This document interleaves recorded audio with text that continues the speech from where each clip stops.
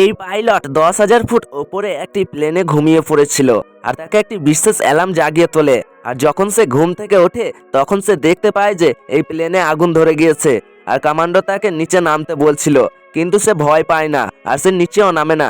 আর তখনই সে এমার্জেন্সি ইঞ্জিনটি চালু করে দেয়।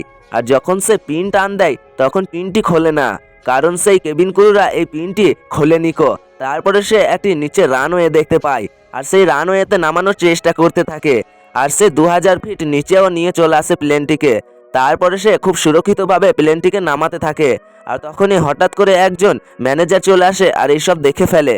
আর তখন সে এইসব দেখে খুব অবাক হয়ে যায়, কিন্তু এই পাইলট খুবই সুরক্ষিতভাবে প্লেনটিকে নিচে নামিয়ে দেয়। আর তারপর সেই পাইলট পিনটিকে খুলে দেয় যাতে কেবিন ক্রুদের শাস্তি না হয়। আর এইদিকে এই ম্যানেজার তার সাহস দেখে তাকে মহাকাশ গবেষণায় পাঠানোর জন্য চেষ্টা করে। এই ভিডিও পার্ট 2 দেখার জন্য লাইক করে আমাদের চ্যানেলটি